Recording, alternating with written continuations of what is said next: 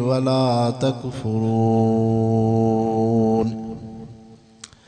या अय्युहल्लज़ीना आमनु इस्तईनु बिस्सब्रि वस्सलाति इन्नल्लाहा मअस्साबिरीन। वला तक़ूलू लिमन युक़तलु फ़ी सबीलिल्लाहि अमवात बल अहयाउ वलाकिन ला तशऊरून।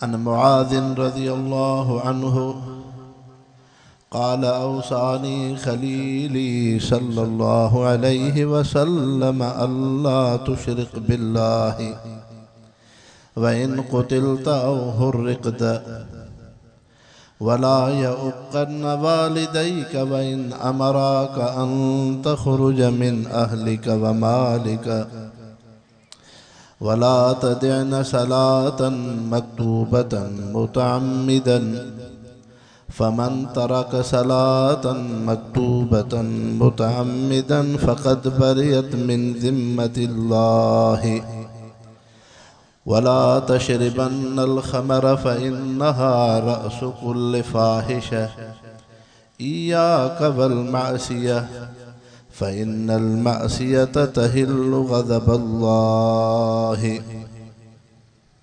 वक़ाल नबी सल्लल्लाहु अलैहि वसल्लम अस्सब्रु मिनल ईमानी।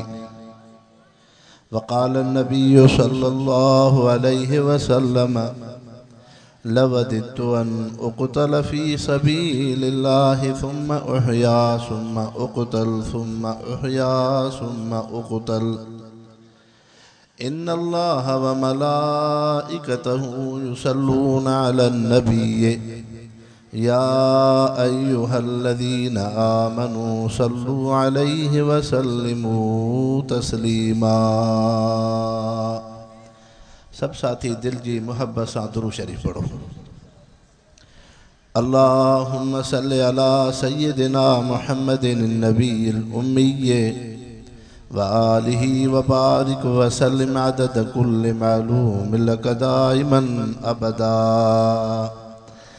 जन साथियुनि दुरूद शरीफ पढ़ियो आहे जेके पोइते वेठा हो इहे अवां औरते सुरीअ चइबा। जेतिरो वेझो ईंदो एतिरी अल्लाह जी रहमत वेझो थींदी। साहबी सगोरा हुज़ूर सल्लल्लाहु अलैहि वसल्लम जी ख़िदमत में ईअं वेंदा हुआ जो हिक ॿिए सां पाण में मिली वेंदा हुआ, विथी बि न हूंदी। जज़ाकल्लाह अहसनुल जज़ा। पाणी उन जगह ते ईंदो आहे जेका हेठां ई जगह हुजे। त क़ुरान जी मजलिस में भी इंसान जेतिरो वेझो ईंदो एतिरी अल्लाह जी रहमत उन जे मथां वधीक पवंदी आहे। मुसलमान भाइरो, अल्लाह से तव्हां असांखे अॼु मदरसा असहाब सुफ़ा जे सालियाने जलसे मुहर्रमुल हराम में शुहदाए इस्लाम में हाज़री जी सआदत नसीब फरमाई। अल्लाह से अवां इंसाननि खे पंहिंजे ज़िक्र ऐं तस्बीह जी भी सआदत नसीब फरमाई। रब साईं निमाज़ ऐं सजदे जी भी तौफ़ीक़ ॾिनी। इहा ईमान ऐं इस्लाम जी बरकत आहे। अल्लाह जो ज़िक्र एॾी वॾी नेमत आहे। क़ुरान शरीफ़ जूं जेके आयतूं अवां जी ख़िदमत में पढ़ी वयूं आहिनि उन में भी रब साईं पहिरियों ज़िक्र खे बयानु कयो आहे। त फ़ज़कुरूनी अज़कुरुकुम, रब साईं फरमाए थो अवां मूंखे यादि कंदव त मां रब भी अवां खे यादि कंदो। दुनिया में इंसान सां ॿिनि क़िस्मनि जा रिश्ता आहिनि। हिकु दुनिया जो रिश्तो आहे जो इंसान पंहिंजी पैसे पाई माल मिल्कियत खे ॾिसी ख़ुशि थींदो आहे। ॿियो इंसान दुनिया जे रिश्ते ते इंसान खे ख़ुशी हूंदी आहे त मूंखे औलाद आहे, मूंखे बिरादरी आहे, मुंहिंजा भाइर आहिनि, मुंहिंजा दुनिया जा तालुकात आहिनि। ॿियो अल्लाह साईं दुनिया में रिश्तो रखियो आहे ईमान ऐं कलमे जो। जॾहिं इंसान इस्लाम ते हले थो, ईमान थो आणे, उन जी दिल में ईमान आहे ऐं रब जे अहकामनि ते हले थो मोमिन बानो रब साईं फरमायो वल्लज़ीन आमनू अशद्दु हुब्बन लिल्लाह जन में ईमान आहे इहे मुहब्बत में वधीक आहिनि दुनिया जे रिश्तनि जी मुहब्बत दुनिया ताईं हूंदी आहे ऐं ईमान ऐं कलमे वारो रिश्तो दाइमी ऐं हमेशह आहे हिकिड़े इंसान खे रिश्तो आहे पीउ जो औलाद सां औलाद जो पीउ सां भाउ जो भाउ सां मुड़ुस जो घरवारी सां घरवारी जो मुड़ुस सां बिरादरी जो बिरादरी सां इहे सभु दुनिया जा रिश्ता दुनिया ताईं आहिनि लेकिन क़यामत में यौम यफ़िरुल मरउ मिन अख़ीहि व साहिबतिही व बनीह हर हिकिड़ो इंसान हिक ॿिए खां बेज़ार हूंदो जेकॾहिं इंसान दुनिया खां बाद आलम बरज़ख ऐं क़ब्र जी ज़िंदगी में अचे थो त उते उन रिश्ते जो सुवाल नथो थिए उते ईमान वारे रिश्ते जो सुवाल थो थिए त मन रब्बुक मन नबीयुक मन दीनुक ईमान वारो रिश्तो वधीक आहे इंसान जी आख़िरी ज़िंदगी आहे आख़िरत जी ऐं उते बि इंसान जो कमाल उन ईमान वारे रिश्ते ते आहे दुनिया में ईमान हो इस्लाम हो पैगम्बर करीम सल्लल्लाहु अलैहि वसल्लम जी सुन्नत सीरत ते हलियो त आख़िरत उन जी रोशन थी थिए आख़िरत वारो रिश्तो बि ईमान वारे रिश्ते सां आहे त इन जे करे वल्लज़ीन आमनू अशद्दु हुब्बन लिल्लाह ईमान जी जेका मुहब्बत है ईमान वारो रिश्तो आहे दुनिया जे रिश्तनि खां वधीक आहे हिकिड़ो इंसान दुनिया में पैसे सां मुहब्बत थो रखे को कंहिं महल माड़ीअ सुवारी कुर्सीअ सां मुहब्बत रखे थो को इंसान दिरहम दीनार सोन चांदीअ सां मुहब्बत रखे थो इते त मुहब्बत यकतरफ़ आहे सिर्फ़ इंसान उन शइ सां मुहब्बत रखे थो उहा शइ त इंसान सां मुहब्बत नथी रखे पैसो इंसान सां मुहब्बत नथो रखे माल मिल्कियत इंसान सां मुहब्बत नथो रखे ढोर ढगो मुहब्बत नथो रखे इंसान मुहब्बत रखंदो आहे पर ईमान वारी मुहब्बत ॿिन्हिनि तरफ़नि खां आहे तव्हां असर खां वठी मग़रिब ताईं अल्लाह जो ज़िक्र कयो आयत करीम इस्तिग़फ़ार दुरूद शरीफ़ पढ़ियो नमाज़ मग़रिब जी पढ़े वक़्त जी अल्लाह जो ज़िक्र आहे अव्हां नमाज़ मग़रिब खां बाद क़ादरी सिलसिले जो बुज़ुर्गान दीन जो ज़िक्र कयो इहो ज़िक्र केॾी वॾी नेमत आहे रब फरमाए थो फ़ज़कुरूनी अज़कुरुकुम ऐं इंसानो तव्हां दुनिया में मूंखे यादि कयो त मां रब अव्हांखे अर्श ते यादि कंदुसि इते उलमा इकराम था फरमाइनि त हिकिड़ो ईअं आहे त नंढो इंसान यादि करे इहो त कमाल कोन्हे कमाल तॾहिं आहे जॾहिं वॾो यादि करे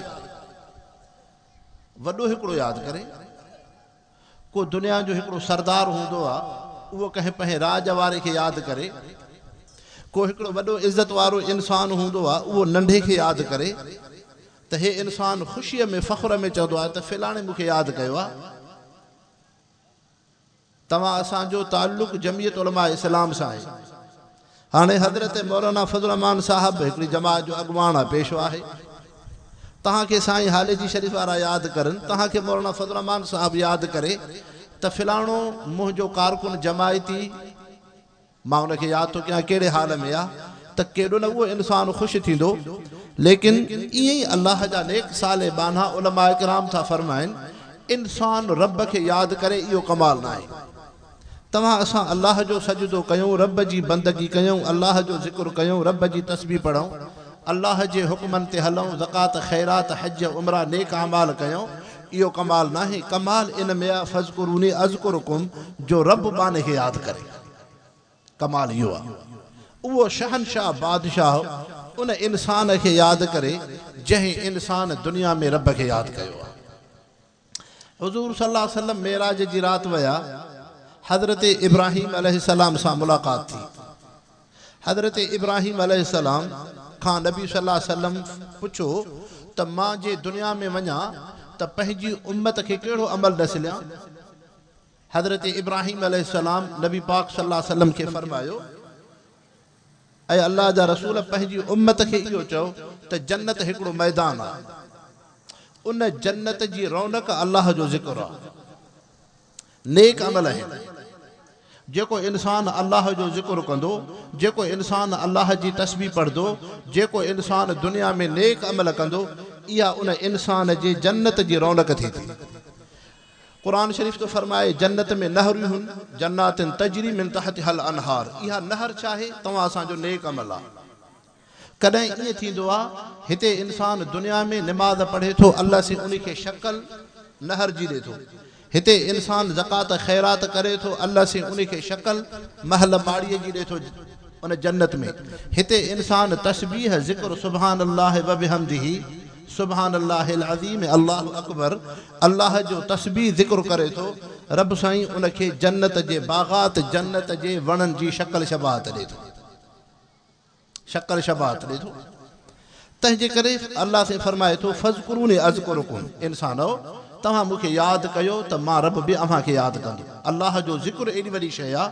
सिर्फ़ु रब सां यादि नथो करे बल्कि उन ज़िक्र सां इंसाननि खे जन्नत में नेमतूं मिलनि। जन्नत में नेमतूं मिलनि। हज़रत मौलाना अनवर शाह कश्मीरी रहमतुल्लाह अलैहि फरमाइनि था, अल्लामा इब्न जौज़ी रहमतुल्लाह अलैहि बि फरमायो आहे त जीअं दुनिया में तव्हां असांजी ज़िंदगी साह सां आहे। हर इंसान खे ज़िंदगी कॾहिं आहे जॾहिं साहु खणंदो आहे, साहु खणंदो आहे, साहु निकिरंदो आहे, इंसान ते मौत ईंदो आहे। ईअं जन्नती इंसाननि जी जन्नत में ज़िंदगी कहिड़ी हूंदी? अल्लाह साईं जन्नती इंसाननि जी जन्नत में ॿ शयूं रखियूं आहिनि। हिकु अल्लाह जो ज़िक्र, उते अल्लाह जे ज़िक्र इहो इंसानी जन्नतुनि जो साहु हूंदो। जे हिते तव्हां असां ऑक्सीजन खणूं था साहु आहे, उते जन्नत में तव्हां असांखे इहो साहु न हूंदो। उते जन्नती इंसाननि जो साहु अल्लाह जो ज़िक्र हूंदो। छो उलमा इकराम था फरमाइनि त काइनात जेका शइ आहे उन में फनाइयत आहे। जीअं ज़मीन आहे मिट्टी में फनाइयत आहे, दुनिया जूं रौनकूं आहिनि इन में फनाइयत आहे। जॾहिं क़यामत थींदी, जॾहिं जन्नती इंसान जन्नत में वेंदा, जहन्नमी इंसान जहन्नम में वेंदा, दुनिया जो हीउ त नक्शो न हूंदो जीअं हाणे आहे। हाणे जीअं तव्हां असां महल माड़ियूं ढोर ढगा हर शइ ॾिसूं था, इहे शयूं त सभु फनाइयत आहिनि। मखलूक ते फनाइयत आहे। जन्नत हिन खां अलावा ज़िंदगी आहे, अलावा ज़िंदगी आहे। तंहिंजे करे जन्नत में उन्हनि इंसाननि जन्नतियुनि जो साहु अल्लाह जो ज़िक्र हो। तंहिंजे करे अल्लाह से क़ुरान शरीफ़ में ज़िक्र जो घणे खां घणो तज़किरो कयो आहे। फ़ज़कुरुल्लाह ज़िक्रन कसीरा वसब्बिहूहु बुक़रतन व असीला। अल्लाह जी तस्बीह सुबुह शाम पढ़ो। अल्लाह जो ज़िक्र घणे खां घणो कयो, घणे खां घणो कयो। त इन जे करे जन्नती इंसाननि जी जन्नत में साहु अल्लाह जो ज़िक्र हूंदो।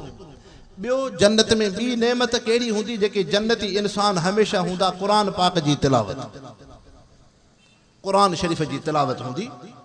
क़ुरान पाक जी तिलावत जन्नत में हमेशह हूंदी। अल्लाह जो ज़िक्र जन्नत में हमेशह हूंदो। इहे ॿ नेमतूं वॾियूं आहिनि। तंहिंजे करे इंसान दुनिया में क़ुरान शरीफ़ बि घणो पढ़े, ॿियो दुनिया में इंसान अल्लाह जो ज़िक्र बि घणो करे, ज़िक्र बि घणो करे। अल्लाह जो ज़िक्र कहिड़ी शइ आहे? हदीस पाक में अचे थो जॾहिं बानो दुनिया में अल्लाह जो ज़िक्र कंदो आहे, सुभान अल्लाह अल्हम्दुलिल्लाह अल्लाहु अकबर, उन ज़िक्र खे अल्लाह साईं हिकु नूरानी शक्ल ॾिए थो, नूरानी शक्ल ॾिए थो। उहो ज़िक्र जन्नत में वञे थो, जन्नत में वञे थो। पोइ उते अल्लाह जे अर्श जे वेझो उन ज़िक्र मां माखीअ जे मखे वांगुरु आवाज़ थो अचे। जीअं मखा हूंदा आहिनि ॾिसंदा हो माखीअ ते वेहंदा आहिनि त उन मखनि मां बुनबुनाहट जो आवाज़ ईंदो आहे, गुनगुनाहट जो इहो आवाज़ ईंदो आहे त उन हीअ अल्लाह जो ज़िक्र नूरानी शक्ल में रब जे अर्श में जन्नत जो सैर थो करे। उन मां माखीअ जे मखनि वांगुरु आवाज़ थो अचे। उहो आवाज़ चाहे उहो ज़िक्र उन इंसान जी मग़फ़िरत जे लाइ दुआ घुरंदो आहे। जॾहिं इंसान दुनिया में अल्लाह जो ज़िक्र थो करे, रब जी तस्बीह पढ़े थो, रब जी तहमीद बयान थो करे, त उहो ज़िक्र उन जन्नत में उन इंसान जे लाइ मग़फ़िरत जी दुआ घुरंदो। अल्लाह से हिन बाने तोखे यादि कयो आहे। अल्लाह जो हम्द एॾी वॾी शइ आहे, अल्लाह जी तस्बीह एॾी वॾी शइ आहे, रब जो ज़िक्र एॾी वॾी नेमत आहे। अल्लाह जो ज़िक्र वॾे में वॾी नेमत आहे। तव्हां इंसान हो, हिकिड़े इंसान खे कार हुजे, उहो ड्राइवर रखे त बाबा तुंहिंजी ज़िमेदारी इहा आहे त जंहिं महिल बि मां अचां तूं मुंहिंजी कार खे तयारु करे हलाए। ड्राइवर जो कमु इहो आहे। हाणे उन गाॾीअ खे साफ़ कयो सुठो साफ़ सुथरो करे जंहिंमहिल मालिक सुवारीअ में वेठो कार में हिनखे चई कार खे हलाए चइसि मूंखे त हलाइण नथी अचे हाणे उन मालिक चयो बाबा तुंहिंजी मां तनख़्वाह पघार इन खां रखंदो आहियां त तूं मुंहिंजी कार जो ड्राइवर आहे बाक़ी सफ़र करिणो हूंदो आहे मूंखे सहूलियत अहिड़े मुलाज़िम खे मालिक न रखंदो इंसान अल्लाह से तव्हां असांखे दुनिया जी ज़िंदगी पंहिंजे ज़िक्र पंहिंजे तालुक खां ॾिनी आहे इंसान दुनिया में ईअं आहे पूरी काइनात मख़लूक सब्बह लिल्लाहि मा फि समावात व मा फिल अर्ज़ हर शइ अल्लाह जी तस्बीह अल्लाह जो ज़िक्र थी करे आसमान भी तस्बीह में आहिनि ज़मीनूं भी तस्बीह में आहिनि दरियाह भी तस्बीह में आहे वड़ टिण भी तस्बीह में आहिनि जानवर हलाल हराम अल्लाह जे तस्बीह ऐं ज़िक्र में आहिनि सब्बह लिल्लाहि मा फि समावात व मा फिल अर्ज़ जेका शइ आसमाननि में आहे उहा बि अल्लाह जी तस्बीह में जेका शइ ज़मीननि में आहे उहा बि अल्लाह जी तस्बीह में आहे त इंसान अल्लाह जो ज़िक्र वॾे में वॾी नेमत आहे इन जे करे अल्लाह जा नेक सालिबान अता फरमाइनि इंसान अल्लाह जी तस्बीह घणी पढ़े सुभान अल्लाह व बिहम्दिही सुभान अल्लाहिल अज़ीम सुभान अल्लाह व बिहम्दिही सुभान अल्लाहिल अज़ीम सुभान अल्लाहिल अज़ीम ला इलाहा इल्लल्लाह वल्लाहु अकबर ये तस्बीहात जंहिंमें अल्लाह जी पाकाई ऐं ततहीर जो तज़किरो आहे त अल्लाह जो ज़िक्र वॾे में वॾी शइ आहे ऐं इंसानो मख़लूक ते फ़नाइयत आहे पर ज़िक्र अल्लाह जो ताल्लुक़ अहिड़ी शइ आहे जंहिंमें फ़नाइयत ई न आहे तंहिंजे करे मोमिन बानो जेको दुनिया में अल्लाह जो ज़िक्र कंदो हो रब जी इबादत कंदो हो रब जी बंदगी कंदो हो उहो इंसान दुनिया मां वञे थो आलम बरज़ख में क़ब्र में पर उन जे ज़िक्र ते फ़नाइयत कोन्हे उन जी इबादत बंदि नथी थिए दुनिया में उहो इंसान इबादत कंदो हो निमाज़ पढ़ंदो हो अल्लाह से उन इंसान खे उन निमाज़ जो सिलो उन हीअ इंसान खे आलम बरज़ख में ॾिनो इंसान अल्लाह जो ज़िक्र कंदो हो रब साईं उहो ज़िक्र उन इंसान खे ॾिए थो इंसान दुनिया में रब जी तस्बीह बंदगी कंदो हो अल्लाह से इहा इबादत इहा नेकी उन इंसान खे ॾिए थो पैगंबर करीम सल्लल्लाहु अलैहि वसल्लम फरमायो मन माता मुराबितन फिल इस्लाम युक़तब लहुल हसनात इला यौमिल क़ियामह जेको इंसान मुराबित अमल ते फौत थियो मुराबित उन अमल खे चइबो आहे जेको हमेशह हुजे तंहिंजे करे दीन इस्लाम तव्हां असां मुस्लमाननि खे तालीम थो ॾिए त निमाज़ हमेशह पढ़ो ज़िक्र हमेशह कयो क़ुरान जी तिलावत हमेशह कयो तहज्जुद जी निमाज़ हमेशह पढ़ो नफ़िल हमेशह पढ़ो महबूब मुस्तफ़ा जी सुन्नत हमेशह अपनायो गुनाहनि खां पाण खे हमेशह बचायो हमेशगी जो अमल मुतवातिर ऐं मुराबित अमल त मुराबित अमल इस्लाम में उन खे चइबो आहे जेको इंसान हमेशह करे हुज़ूर सल्लल्लाहु अलैहि वसल्लम फरमायो जेको मुंहिंजो उम्मती मोमिन बानो दुनिया में हमेशह जेको नेक अमल कंदो हो दुनिया खां आलम बरज़ख ऐं क़ब्र में अचे थो उन जो अमल बंदि नथो थिए अल्लाह साईं उन इंसान खे उन अमल जो सवाब क़यामत ताईं ॾिए थो हमेशह निमाज़ पढ़ंदो हो हाणे फौत थियो त इज़राइल अलैहिस्सलाम रूह कढण वारो फ़रिश्तो पंहिंजी मर्ज़ी सां त नथो अचे उनखे त रब मोकिलींदो आहे जॾहिं रब थो मोकिले अल्लाह साईं यालम ख़ाइनतल आयुन व मा तुख़फ़ी सुदूर जेके सीननि में राज़ आहिनि ॼाणे थो जीअं आम इंसान हिकिड़ो चवंदो आहे त मां हे बि प्लाट वठां हेतिरो पैसो ठाहियां हेतिरी मिल्कत ठाहियां पंहिंजे पुटनि खे ही तालीमूं पढ़ायां तीअं अल्लाह जो नेक साले बानो बि चवंदो आहे त मां अञा निमाज़ पढ़ां अञा क़ुरान पढ़ां अञा अल्लाह जो ज़िक्र कयां अञा रब जो सजदो कयां पंहिंजे रब खे राज़ी कयां अल्लाह से उन बाने जे इन नेक इरादे खे ॼाणे थो जॾहिं रब साईं ॼाणे थो इहो इंसान दुनिया मां वञे थो त पोइ अल्लाह साईं उन हीअ नेक इरादे जे करे उन इंसान जे अमल खे ख़तमु नथो करे महबूब मुस्तफ़ा फरमायो तोणी क़ब्र में आहे तॾहिं बि रब साईं क़यामत ताईं उनखे नेक अमल जो सवाबु ॾिए थो निमाज़ जो सवाबु मिलेसि थो इंसान रोज़ानो क़ुरान शरीफ़ पढ़ंदो हो दौर कंदो हो तोणी दुनिया मां फौत थियो कारी साहिबु हो मुस्लमाननि जे बचनि खे क़ुरान पढ़ाईंदो हो आलिम सॻोरो हो मस्जिद शरीफ़ में दर्स ॾींदो हो वादो नसीहत कंदो हो आम मुस्लमान क़ुरान शरीफ़ जो दौर कंदो हो इन जो नेक अमल ख़तमु नथो थिए मुस्लमान हो इहो इंसान त फौत थियो पर आलम बरज़ख में क़ब्र में महबूब मुस्तफ़ा फरमायो अल्लाह से नेक अमल जो उनखे सवाब क़यामत ताईं पियो ॾींदो हिकिड़ो इंसान अल्लाह जो ज़िक्र थो करे रब जो तस्बीह ज़िक्र कंदो हो कलमो शरीफ़ पढ़ंदो हो रोज़ानो त इन इंसान जो अमल ख़त्म नथो थिए तोणी इहो फ़ौत थियो क़ब्र में हमेशह उन खे अल्लाह से नेक अमल जो सवाब ॾे थो इहो उन मुराबित अमल ऐं हमेशगी जे अमल जो नतीजो आहे हमेशह अमल वरी शइ आहे तव्हां असां इंसान हूं दुनिया में ॾिसंदा हो नलको लॻल हूंदो आहे किथे टोटी लॻल हूंदी आहे हेठां सीमेंट हूंदो आहे या का सख़्तु शइ पई हूंदी आहे पकी सिर रखी छॾियो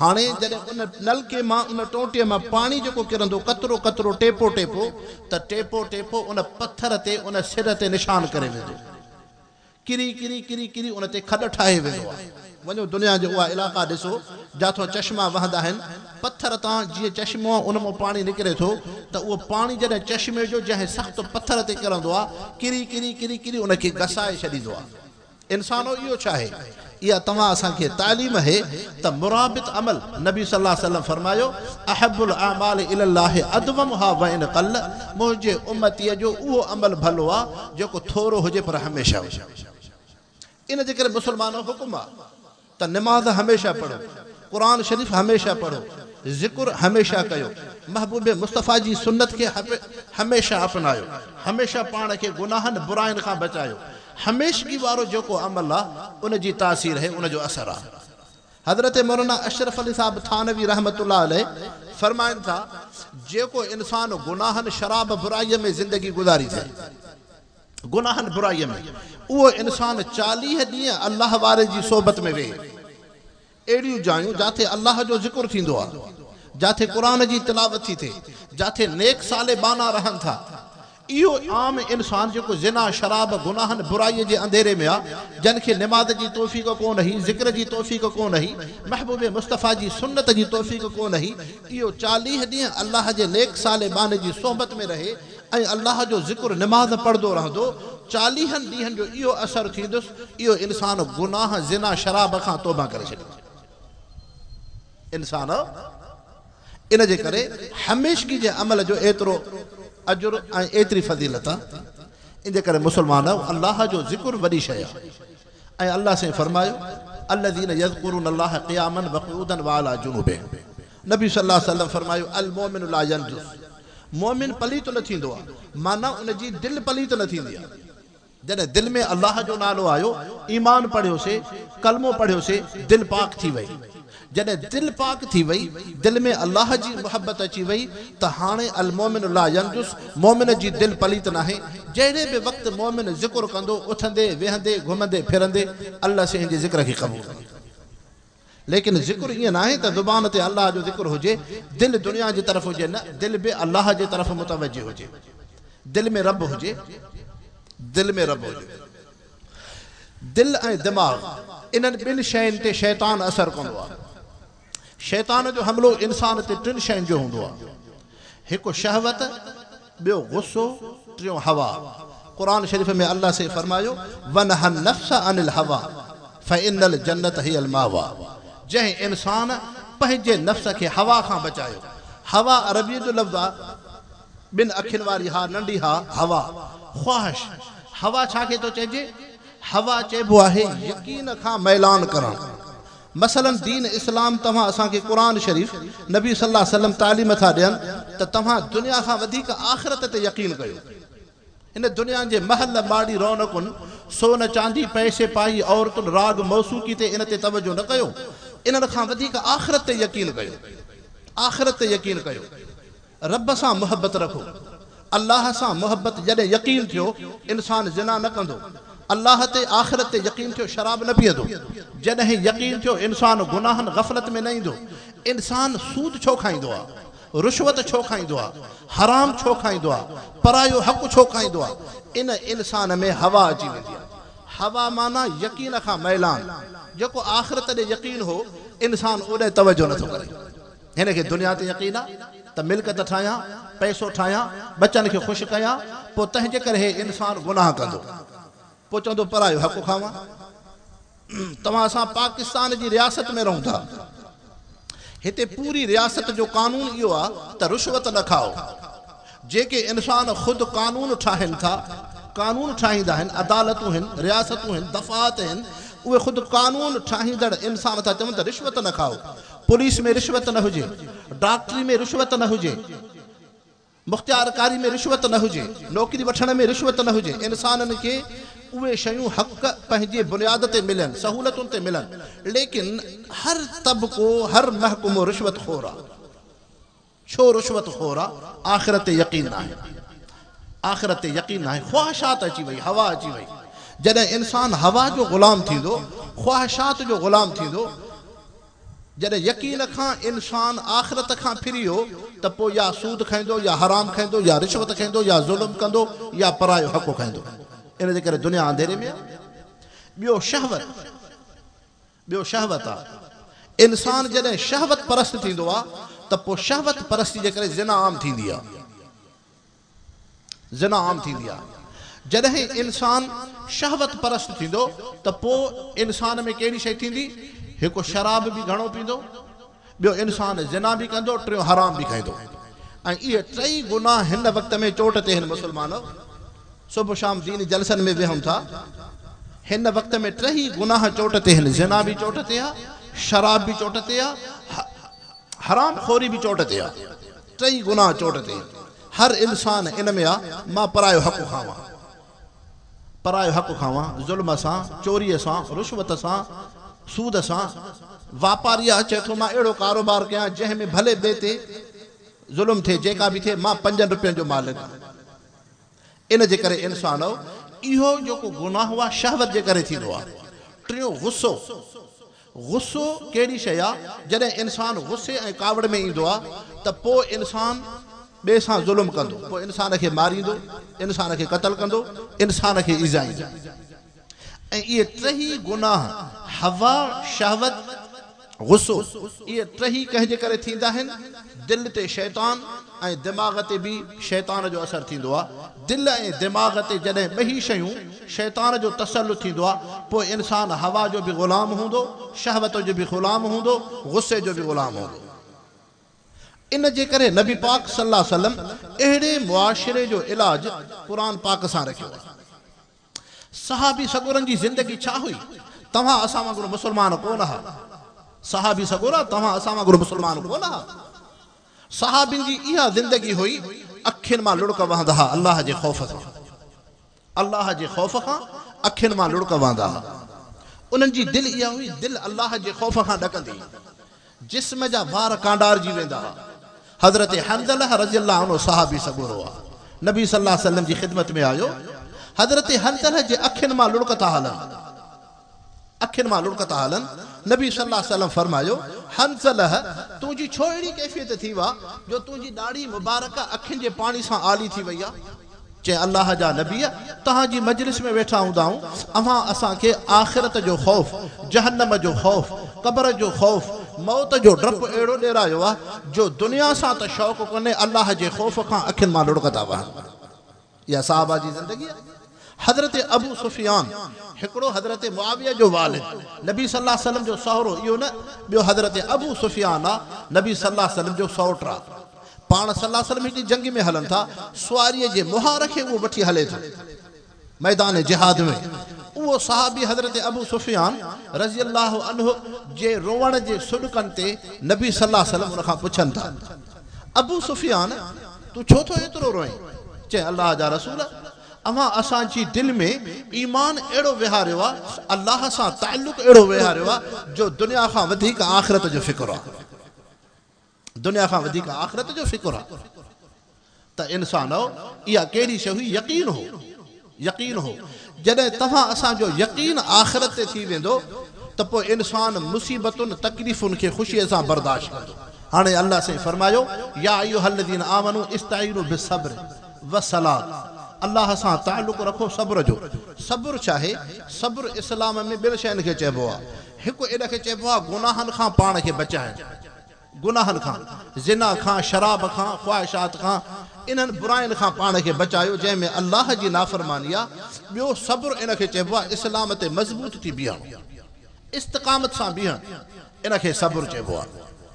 इस्तिक़ामत हुजे, इंसाननि जे हालात खे न ॾिसो।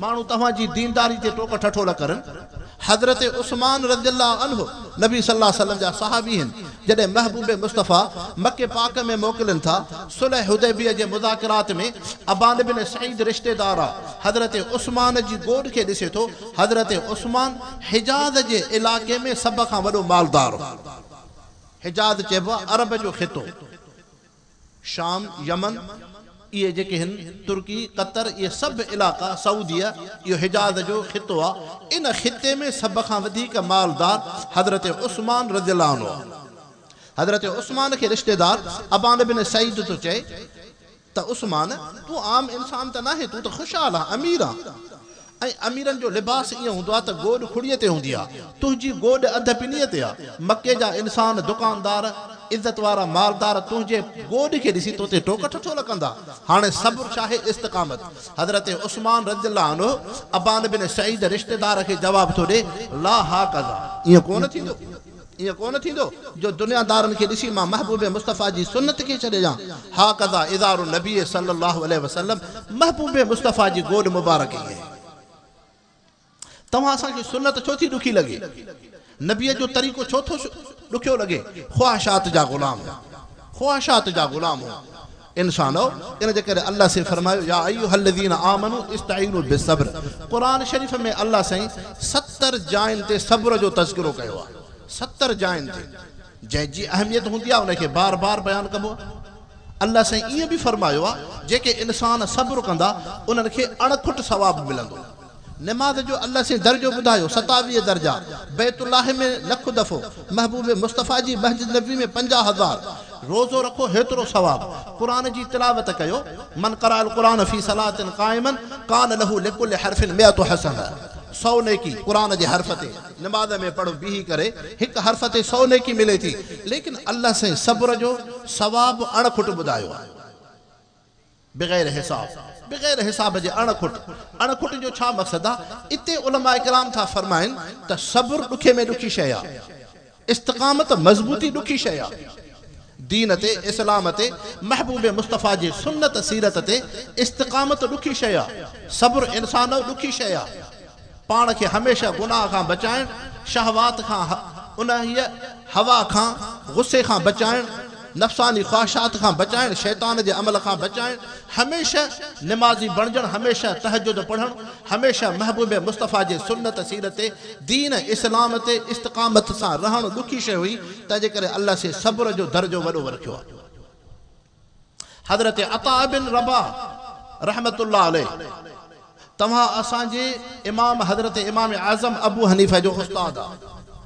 हज़रत इमाम आज़म अबू हनीफ़ा जो उस्ताद आहे हज़रत अता बिन रबाह हज़रत अता ताबई आहे हज़रत इमाम आज़म अबू हनीफ़ा तव्हां असांजे फ़िक़ह जो इमाम अहिड़ो कंहिं बि इमाम खे दर्जो नाहे उन जा उस्ताद या ताबई आहिनि या तबो ताबई आहिनि बल्कि सहाबी बि आहिनि 7 उन्हीअ जा उस्ताद सहाबी आहिनि हज़रत इमाम आज़म अबू हनीफ़ा इमाम मालिक इमाम शाफ़ी इमाम अहमद बिन हंबल इन्हनि इमामनि जा उस्ताद सहाबी कोई कोन्हे सहाबी नाहे ताबई मता को हुजे सहाबी कोन्हे हज़रत इमाम आज़म अबू हनीफ़ा जो उस्ताद सिधो साहब सहाबी आहिनि 7 में 6 मर्द आहिनि हिकिड़ी औरत आहे सहाबी औरत जेका इमाम आज़म अबू हनीफ़ा जी उस्तादियाणी आहे त हज़रत अता बिन अबी रबाह ताबई आहे उहो थो चए त मुझे उस्ताद हज़रत अब्दुल्लाह बिन अब्बास रज़ियल्लाहु अन्हु मुखे हदीस बुधाई जात इमरातन सौदा इला नबी सल्लल्लाहु अलैहि वसल्लम हिकड़ी रंग जी सांवरी औरत महबूब मुस्तफ़ा जी खिदमत में आई फ़इन्नहा यश्तक़िल मर्द वो बीमारी जी शिकायत पई करे अल्लाह जा रसूल मुखे तकलीफ़ रहंदी आहे मां बीमार रहंदी आहियां पैगंबर करीम सल्लल्लाहु अलैहि वसल्लम उन बीमार औरत सहाबी मुसलमान औरत बीमार के फरमायो इन सबर ते वलकिल जन्नत हदीस पाक दा लफ्ज़ शाहिन इन सबर ते वलकिल जन्नत जे करे तू सब्र करे त तू जन्नती औरत जन्नत मामूली शइ त कोन्हे जन्नत वॾी ॾुखी शइ आहे सब जिंदगी पूरी इन जे करे आहे नेक अमल त तव्हांखे जन्नत मिले महबूब मुस्तफ़ा उन सहाबी औरत खे फरमायो इन सबर ते वलकिल जन्नत मालूम थियो सब्र ॾुखी शइ आहे तू सब्र करे मां अल्लाह जो रसूल तोखे जन्नत जी ख़ुशख़बरी ॾियां त इंसान सब्र वॾी शइ आहे पंहिंजी ज़िंदगी सब्र। हाणे इन जे करे अल्लाह साईं हिते छा बयान फरमायो, या अय्युहल्लज़ीना आमनू इस्तईनु बिस्सब्र वस्सलाह, नमाज़ सां। नबी सल्लल्लाहु अलैहि वसल्लम जो चाचो हज़रत हमज़ा रज़ियल्लाहु अन्हु ग़ज़वे उहद में शहीद तो थे, पाण सल्लल्लाहु अलैहि वसल्लम जो रिज़ाई भाउ आहे। हुज़ूर सल्लल्लाहु अलैहि वसल्लम खे बे इंतिहा दुख तो थे। फरमायो जंहिं मुंहिंजे चाचे जे जिस्म जी बेहुरमती कई आहे, उन जे चपन ऐं नक ऐं कन खे वढियो आहे, उन जी दिलि खे जंहिं चॿाड़ियो आहे, असां 70 ॼणनि सां ईअं कंदासीं। अल्लाह से क़ुरान शरीफ़ में फरमायो, ऐं मोहम्मद करीम सल्लल्लाहु अलैहि वसल्लम तूं सब्र कर, सब्र कर, तकलीफ़ुनि ते सब्र कर। इंसान सब्र वॾी नेमत आहे। दीन इस्लाम तव्हां असांखे जज़ो फज़ो नथो ॾिसले।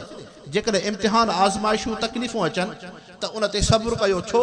इन में जेको तव्हांखे बदिलो मिलंदो उहो बदिलो वधीक आहे। हिकिड़े इंसान खे चइजे बाबा तोखे हिते प्लाट मिलंदो न, हिते तोखे लख रुपए हिकिड़ो वैसो मिलंदो, पर जेकर तूं भोटकीअ जे चौक ते वठंदे त तोखे असां 5 लखनि जो प्लाट ॾींदासीं, हिकिड़े किरोड़ जो प्लाट ॾींदासीं। हे त चवंदो वाह वाह उहो मूंखे उहो मिले। इन जे करे अल्लाह से फरमाए थो, इंसान दुनिया जे तकलीफ़ुनि मुसीबतुनि ते सब्र कयो, इन्हनि तकलीफ़ुनि में मायूस न थियो, मां रब तव्हांखे जन्नत ॾींदो। शहीद जो छो एॾो दर्जो आहे? उहो इंसान सब्र कंदो।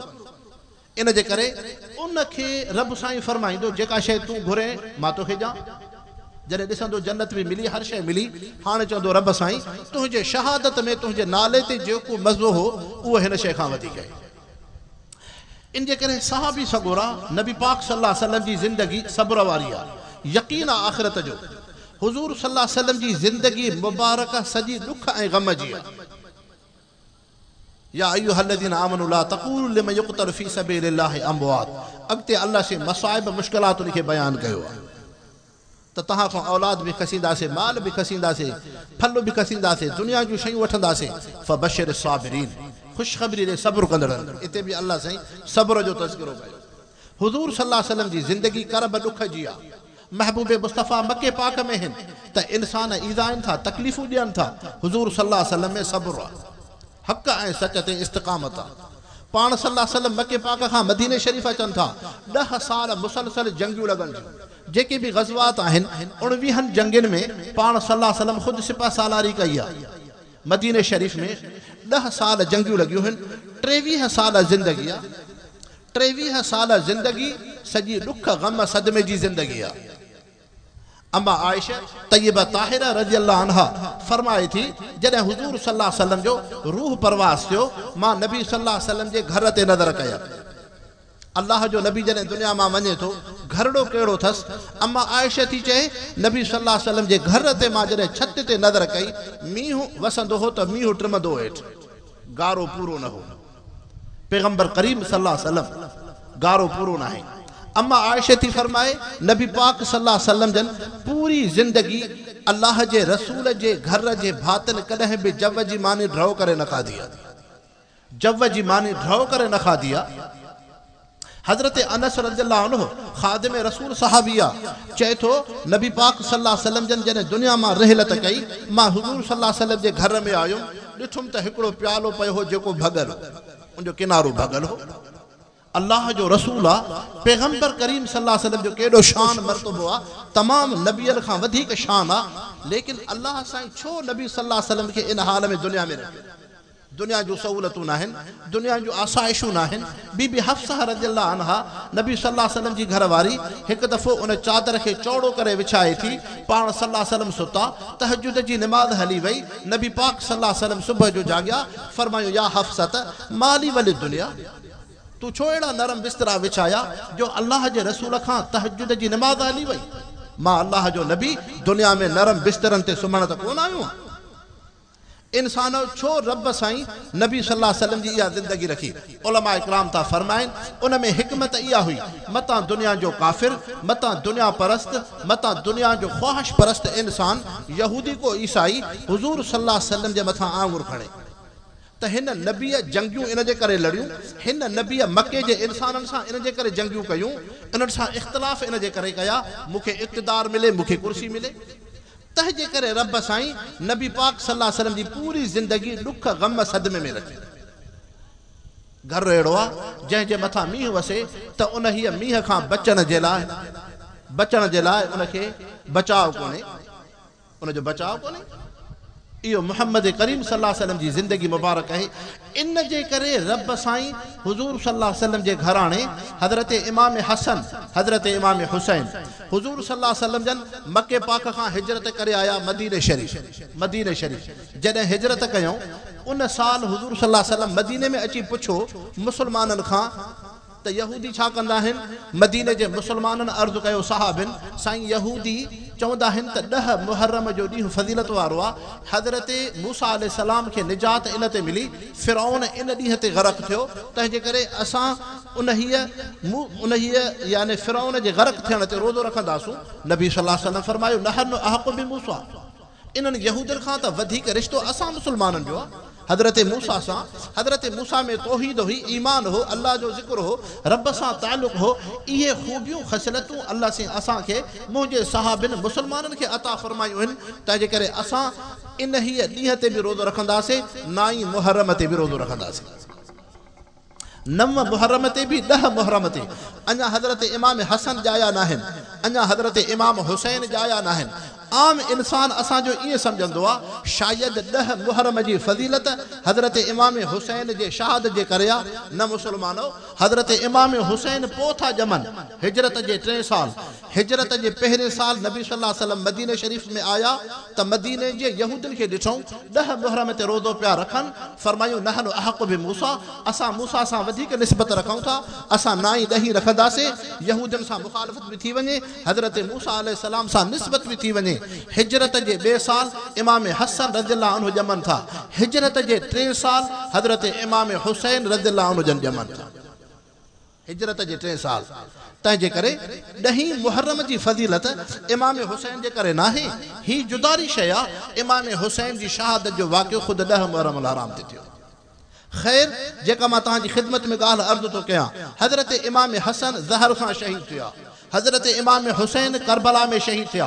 इन्हनि शहज़ादनि खे शहादत छो मिली? छो शहादत मिली? अल्लाह खे जीअं नबी सल्लल्लाहु अलैहि वसल्लम जी ज़िंदगी ॾुख ग़म में रखणी हुई, तीअं रब साईं खे महबूब मुस्तफ़ा जे ॾोहिटरनि इमाम हसन हुसैन बीबी फातिमा जी ज़िंदगी बि ॾुख ऐं ग़म सदमे में रखणी। अल्लाह जो दस्तूर आहे। रब साईं पंहिंजे प्यारनि ॿाननि खे मसाइब मुश्किलातुनि में रखंदो आहे। उन्हनि जो अल्लाह सां अहिड़ो ताल्लुक़ हूंदो आहे जो दुनिया ते नज़र न हूंदी आहे। दुनिया जे सहूलतुनि आसाइशुनि जे कॾ न हूंदा आहिनि, उन्हनि जो अल्लाह सां ताल्लुक़ कामिल हूंदो आहे। तंहिंजे करे रब साईं हज़रत इमाम हुसैन रज़ियल्लाहु अन्हु खे शहादत ॾिनी। मतां दुनिया जो इंसान आंगुर खणे नबी सल्लल्लाहु अलैहि वसल्लम जे घराणे जे मथां, त उन्हनि खे इक़्तिदार जी हवस हुई। तंहिंजे करे रब साईं हज़रत इमाम हुसैन रज़ियल्लाहु अन्हु खे शहादत सां घुरायो आहे, ॾुख ऐं तकलीफ़ुनि सां घुरायो आहे। जीअं नबीअ जो शान हमेशह रहे, तीअं नबीअ जे घराणे हज़रत इमाम हुसैन जो शान बि हमेशह रहे। ऐं अल्लाह साईं जेकी ख़िलाफ़तूं रखियूं आहिनि इस्लाम में, हज़रत अबू बकर सिद्दीक़ रज़ियल्लाहु अन्हु पहिरियां ख़लीफ़ा, हज़रत उमर साईं ॿिया ख़लीफ़ा, हज़रत उस्मान साईं 3 ख़लीफ़ा, हज़रत अली रज़ियल्लाहु अन्हु 4था ख़लीफ़ा।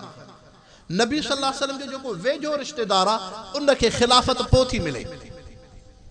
अक्सर करे शिया एतिराज़ कंदा आहिनि त हज़रत अलीअ जो हक़ हो, हज़रत अली रज़ियल्लाहु अन्हु खे ख़िलाफ़त जी इक़्तिदार जी ज़रूरत कहिड़ी हुई? रब साईं उनखे नबी सल्लल्लाहु अलैहि वसल्लम जे रिश्ते जो शरफ़ हो, उहो त इन खां वधीक आहे। बाबा, असां दरगाह हाले शरीफ़ वारा आहियूं, उथंदा वेहंदा आहियूं, दुनिया जे अमीरनि माण्हुनि सां बि उथणु हूंदो आहे, सरदारनि सां, नवाबनि सां, तव्हां ग़रीब दीनदारनि सां बि उथणु हूंदो आहे। लेकिन रब काबा जो कसम, मां लाउड ते वेठो आहियां, जेको तव्हां ग़रीबनि सां असांखे मज़ो ईंदो आहे, दुनियादारनि सां मज़ो न ईंदो आहे। ईअं छो आहे? अल्लाह साईं मिज़ाज अहिड़ी रखी आहे। रब साईं पंहिंजनि इंसाननि खे दुनिया जी ग़िलाज़त खां परे रखंदो आहे। हज़रत अली रज़ियल्लाहु अन्हु नबी सल्लल्लाहु अलैहि वसल्लम जो रिश्तेदार आहे, वेझे में वेझो, उन जी ख़िलाफ़त 4थे नंबर ते। वरी थोरो वेझो रिश्तेदार हज़रत उस्मान आहे, उन जी ख़िलाफ़त 3 नंबर ते। वरी कुझु वेझो रिश्तेदार हज़रत उमर रज़ियल्लाहु अन्हु आहे, थोरो परे वारो, उहो उन जी ख़िलाफ़त 2 नंबर ते। सभ खां पोइते रिश्तेदार हज़रत अबू बकर सिद्दीक़ रज़ियल्लाहु अन्हु आहिनि, उन खे ख़िलाफ़त पहिरियां मिले, ताकि दुनिया जो इंसान नबी पाक सल्लल्लाहु अलैहि वसल्लम जे सहाबनि जे मथां दुनिया जे हिर्स हवस जी तमो लालच जो आंगुर न खणी सघे। इंसानो, इहा हिकमत है इस्लाम जे अंदरि। ऐं ॿियो, हिजरत में बरकत अथव, हिजरत में बरकत आहे। हिजरत में बरकत आहे। हज़रत अबू बकर जेके भी नबी सल्लल्लाहु अलैहि वसल्लम जा चारई सहाबी आहिनि, हज़रत अबू बकर सिद्दीक़ रज़ियल्लाहु अन्हु, हज़रत उमर फारूक रज़ियल्लाहु अन्हु, हज़रत उस्मान ज़िन्नुरैन रज़ियल्लाहु अन्हु, हज़रत अली उल मुर्तज़ा रज़ियल्लाहु अन्हु, चारई मुहाजिर सहाबी आहिनि। हिजरत कई अथऊं, मके खां हिजरत करे आया त इंसानो तव्हां बि हिजरत कंदो, हिजरत में बरकत आहे। लेकिन असुल हिजरत छा आहे? मा नहल्लाहु अन्हु, जंहिंखां अल्लाह से रोकियो आहे, इंसान पाण खे गुनाहनि खां बचाए। ॿियो अल्लाह साईं हुज़ूर सल्लल्लाहु अलैहि वसल्लम जे घराणे हज़रत इमाम हुसैन खे छो शहादत ॾिनी? हज़रत इमाम हसन इमाम हुसैन जी मुशाबत नबी सल्लल्लाहु अलैहि वसल्लम जे जिस्म अतार सां हुई। ॿ सहाबी आहिनि, रस्ते में बीठा आहिनि, हिक ॿिए खे पाण में चवनि था त हज़रत इमाम हसन इमाम हुसैन रज़ियल्लाहु अन्हुमा पुट आहिनि हज़रत अली रज़ियल्लाहु अन्हु जा, लेकिन मुहांडरा हज़रत अली साईं सां नथा मिलनि, इन्हनि जा मुहांडरा नबी पाक सल्लल्लाहु अलैहि वसल्लम सां मिलनि था। तंहिंजे करे इमाम हसन इमाम हुसैन बीबी फातिमा जा शाहज़ादा, फातिमा तू बुज़त मिन्नी, फातिमा मां मुहम्मद जे दिलि जो टुकड़ो आहे। इहा अल्लाह जे नबीअ जेको फरमायो हो, हिकु दफ़ो सहाबा खे गुजारत ॾिनो, नबी सल्लल्लाहु अलैहि वसल्लम गुजारत ॾिनी, ॿुधायो जन्नती औरत केरु आहे, जहन्नमी औरत केरु आहे? त कंहिं चयो कुझु निमाज़ी हुजे, को जेको निमाज़ी न हुजे। अहिड़े नमूने सां ॻाल्हियूं थियूं। पाण सल्लल्लाहु अलैहि वसल्लम साहबा खे फरमायो तव्हां जूं ॻाल्हियूं बराबरि आहिनि, जेका शइ मां पुछां थो उहा ॿी आहे। हज़रत अली रज़ियल्लाहु अन्हु नबी सल्लल्लाहु अलैहि वसल्लम जी मजलिस खां उथी बीबी फातिमा जे घर में आया त बीबी फातिमा नबी सल्लल्लाहु अलैहि वसल्लम हिकिड़ी गुजारत ॾिनी आहे, ॿुधायो त जन्नती मर्द जन्नती औरत, जन्नती जहन्नमी मर्द जहन्नमी औरत कहिड़ा आहिनि? त बीबी फातिमा चयो जन्नती जहन्नमी उहे इंसान आहिनि जंहिंजा ईमान खां पोइ अख़लाक भला हुजनि, जंहिंजो अख़लाक सुहिणो हुजे। माना जेको ईसा आहे न बद अख़लाक न हुजे। मुस्लमान त थियासूं, कलमो त पढ़ियोसीं, निमाज़ त पढ़ूं था, ज़िक्र त कयूं था, क़ुरान त पढ़ूं था, हज उम्रा त कयूं था, पर बद अख़लाक न थियो। इन्नमल मोमिनीन अकमलुल मोमिनीन ईमानन अहसनुहुम खुल्क़ा। अख़लाक वॾी शइ आहे। नबी सल्लल्लाहु अलैहि वसल्लम सहाबा इकराम जन पुछो मा मिन शैइन अस्कल फिल मीज़ान बादल ईमान, अल्लाह जा रसूल ईमान खां पोइ कहिड़ी शइ आहे जेका अल्लाह वटि क़ीमती हूंदी? फरमायो अयुहुम अहसन खुल्क़ा, जंहिंजा अख़लाक भला हुजनि, इंसान में हया हुजे, इंसान में अदब हुजे, इंसान में तवाज़ु हुजे, इंसान में मुहब्बत हुजे, इंसान में मुसावात हुजे। मुसावात 5 शयूं अख़लाक जूं बुनियादियूं आहिनि। इंसान में हया हुजे, इंसान में अदब हुजे, इंसान में निवड़त ऐं तवाज़ु हुजे, मन तवाज़ा लिल्लाह रफ़अहुल्लाह, इंसान में मुहब्बत हुजे, अल्लाह सां मुहब्बत, पाड़ेसियुनि सां मुहब्बत। जन्नती इंसान जन्नत में हूंदा, मुहब्बत हूंदी हिक ॿिए सां मुहब्बत हूंदी। मुहब्बत वॾी शइ आहे। ॿियो इंसाननि में मुसावात हुजे, बराबरी जी ज़िंदगी हुजे, वॾे नंढे जो इम्तियाज़ न हुजे, सभु इंसान हिक जहिड़ा हो। इन जे करे इनखे अख़लाक चइबो आहे। त अम्मा बीबी फातिमा रज़ियल्लाहु अन्हा हज़रत अली रज़ियल्लाहु अन्हु खे फरमायो त उहो इंसान उहा औरत जन्नती हिन जंहिंजा अख़लाक भला हूंदा। हुज़ूर सल्लल्लाहु अलैहि वसल्लम जी ख़िदमत में हज़रत अली रज़ियल्लाहु अन्हु आया, चइसे बीबी फातिमा, हा न हज़रत अली रज़ियल्लाहु अन्हु आया, चइसी तव्हां जेका गुजारत ॾिनी हुई जन्नती मर्द जन्नती औरत केरा? मां थो जवाब ॾियां, मां गुजारत भञां थो। पाण फरमायो जी चओ। त हज़रत अली रज़ियल्लाहु अन्हु अर्ज़ु कयो साईं जन्नती मर्द जन्नती औरत उहे आहिनि जंहिंजा अख़लाक भला हुजनि, जहन्नमी मर्द जहन्नमी औरत उहे आहिनि जंहिंजा अख़लाक बुछड़ा हुजनि। त नबी सल्लल्लाहु अलैहि वसल्लम फरमायो बराबरि, जवाब दुरुस्त आहे, गुजारत बनी वई। पाण सल्लल्लाहु अलैहि वसल्लम पुछो अली तोखे पहिरियां गुजारत न पई अचे, हाणे छो थी अचे? चए साईं बीबी फातिमा खां पुछी आयुमि, हाणे हुज़ूर सल्लल्लाहु अलैहि वसल्लम फरमायो फातिमा तू बुज़अतु मिन्नी, फातिमा मां मुहम्मद जे दिलि जो टुकड़ो, फातिमा मां मुहम्मद जे दिलि जो टुकड़ो आहे। जॾहिं फातिमा नबी सल्लल्लाहु अलैहि वसल्लम जे दिलि जो टुकड़ो, हसन हुसैन नबीअ जे जिस्म जा टुकड़ा थिया। हाणे नबी सल्लल्लाहु अलैहि वसल्लम त दुआयूं घुरियूं आहिनि। अल्लाह साईं नबी सल्लल्लाहु अलैहि वसल्लम खे हर दर्जो ॾिनो, निमाज़ जो, ज़िक्र जो, तस्बीह जो, तिलावत जो, सब्र जो, शहादत बि दर्जो हो। लवदितु अन उक़तल फी सबीलिल्लाह सुम्मा उहया सुम्मा उक़तल। बज़ाहिर हज़रत इमाम हसन शहीद थिया ज़हर सां, बज़ाहिर हज़रत इमाम हुसैन करबला में शहीद थिया।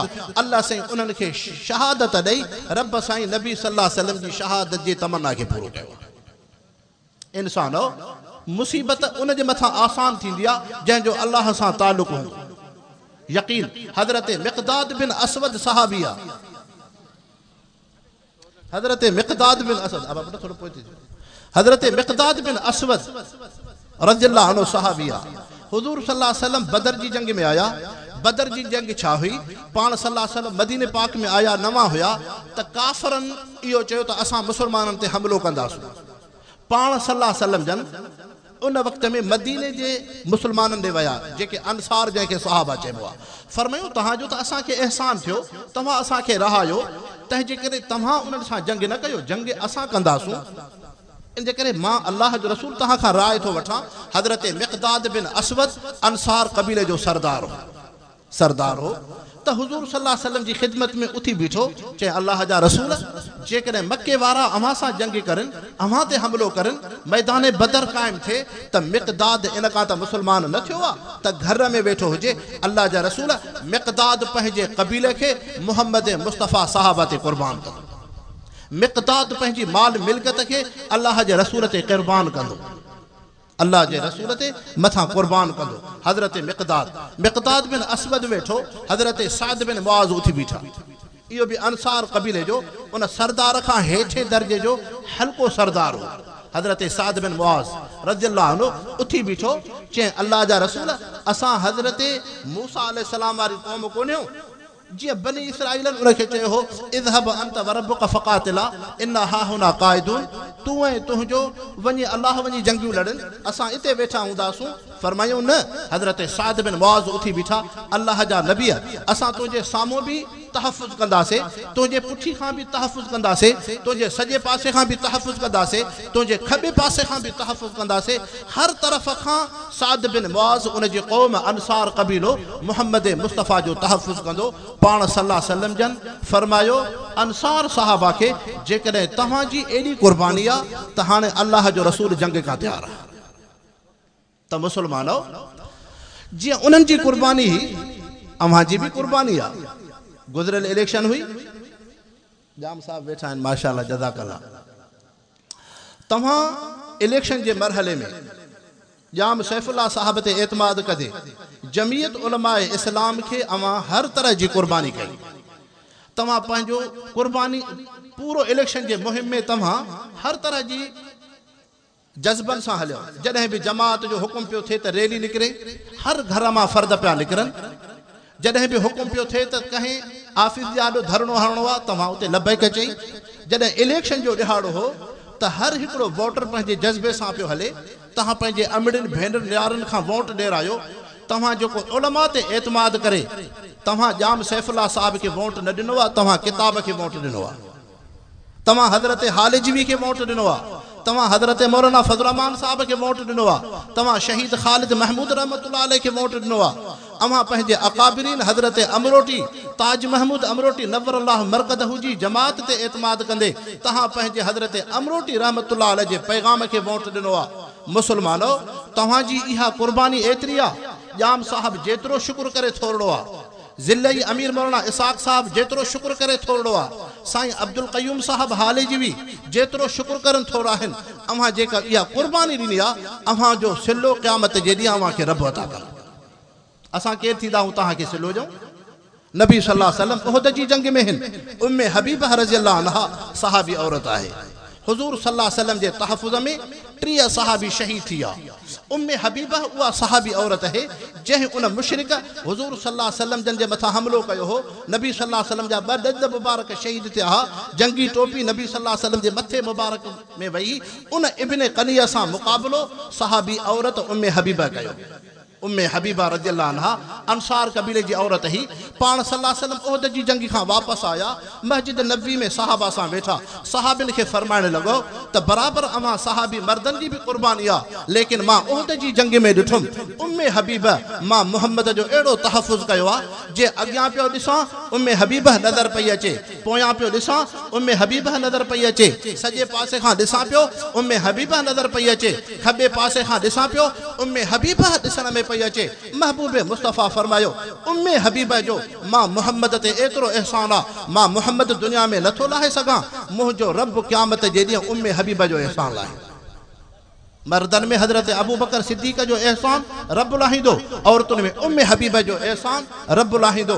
अव्हां घोटकी जी जमात, अव्हां वोटर जेको हिन इलेक्शन में जमात ते एतमाद कदे जाम सैफुल्लाह साहब, साईं अब्दुल क़यूम साहब जेको तव्हां उन्हनि सां शान बशान चइनी तरफ़नि खां तव्हां उन्हनि किताब ते तव्हां ठप हया तव्हां किताब खे कामयाब कयो आहे रब काबा जो कसम तव्हांखे सिलो इहे उलमा ऐं जाम साहब कोन थो ॾेई सघे जीअं उम्मे हबीबा खे महबूबे मुस्तफ़ा अल्लाह जे रसूल फरमायो हो उम्मे हबीबा तोखे तुंहिंजो सिलो रब अता फरमाईंदो अव्हांखे बि सिलो इन नेक अमल जो रब क़यामत जे ॾींहुं अता कंदो इंशाअल्लाह तव्हां असांजी क़ुर्बानी रंग लाईंदी इमाम हुसैन बज़ाहिर त शहीद थियो पोइ छा ॼाण पोइ अॼु जो नालो रोशन नाहे नालो रोशन आहे यज़ीद जो नालो ॾेखारियो अबू जहल उतबे शैबे जो नालो ॾेखारियो हलो तव्हां असां मुस्लमान त नथा रखूं को गैर मुस्लिम त नालो रखे न रखंदो आहे अल्लाह से हक़ खे हमेशह ताक़त ॾींदो आहे इहा जेके चंद ॾिहाड़ा जेकॾहिं मुल्क जे अंदरि जेके रियासत में